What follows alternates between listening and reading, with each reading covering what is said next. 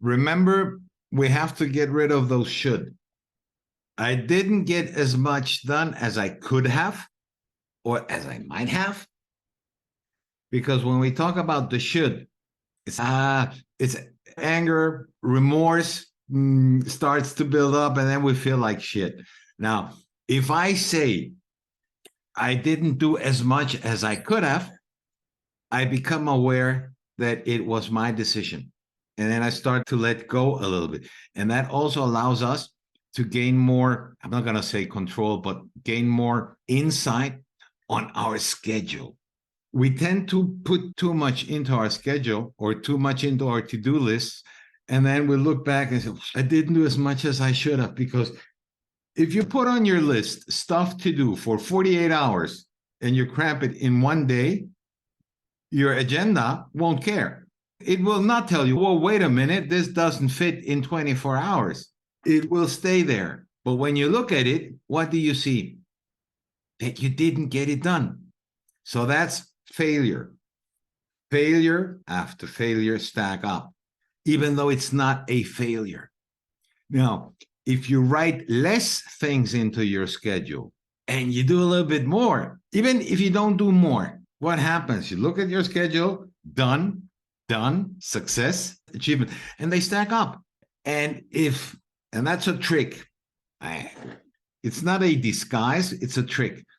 I put in less, and then when I'm done, I write a few more things that I have achieved.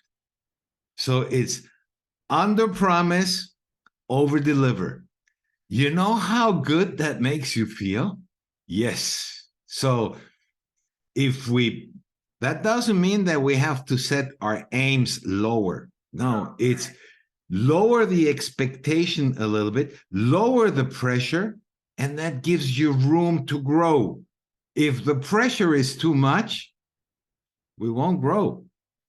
We need to expand in time instead of compress the time.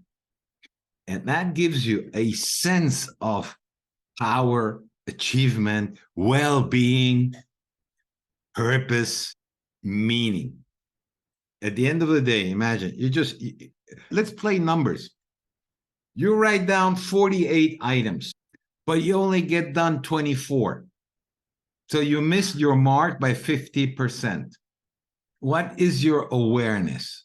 That at least you fulfilled 50%, or that you failed 50%, that you didn't reach the 100%. Now, if we put only 24 items, okay, and we reached the goal, we got the 24, we did 100%. Now, let's give it another twist. I know I have to do, or I know I want to do 24, but I only write down 12. I finish those 12, and then I keep adding. And even if I don't get to 24, I get to 18. I still topped by 50% my target. It's playing with it. It's letting the numbers and letting the system play for us instead of us playing their game. It's your life, it's your game, it's your task, your stuff. Make them your ally and not your enemy. You know how confident you feel when every day you top it by 20, 30, 50, 75%? Wow. And that also gives you the extra boost and power for those days where you actually do have to put the 24 or 36 things in it. And you have the power reserve. You have the reserve because your confidence is full. If every day we miss the mark by 10, 20, 50%, you know how you feel at the end of the week? Wow. You feel done. And you start to burn out because next week is going to happen the same thing. And then we drag along. We drag it along. It's, yeah, last week I didn't get it done. This week I didn't get it. And all of a sudden, it's like this huge burden we're carrying of all the undone stuff that's in the past. It won't matter anymore. Instead of going confident, like, okay, I'll get it done.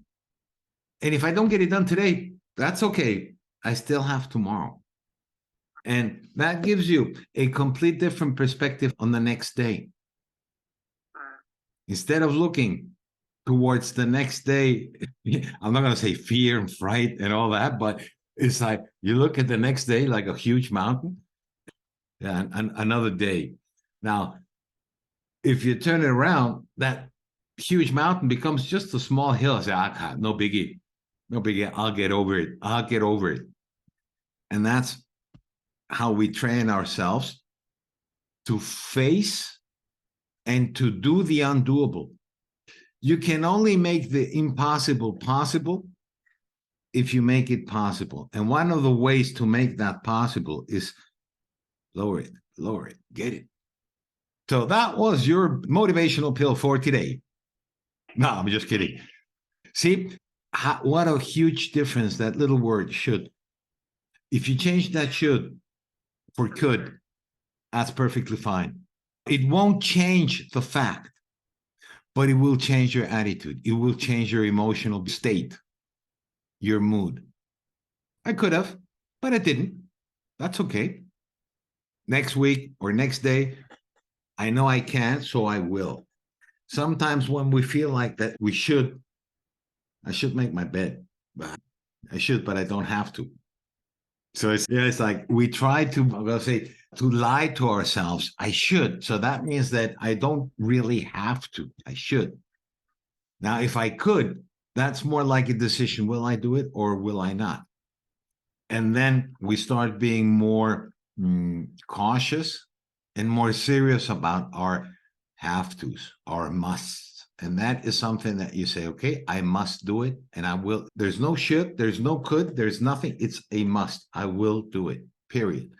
That helps us put our life and basically everything that we do in perspective and with the right priorities instead of putting up things that we have to do, put them up for later.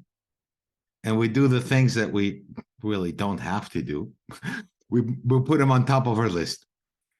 Come the end of the day, it's like all our must, all that I have to do is still on the list. And that adds up to the stuff that we have to do tomorrow. And it goes on and it goes on. And then we get into that rat race, into that hamster wheel. And it won't stop unless we decide to stop it. And you have the power. The only one that can stop that is right there. It's you. And you know that. So just do it.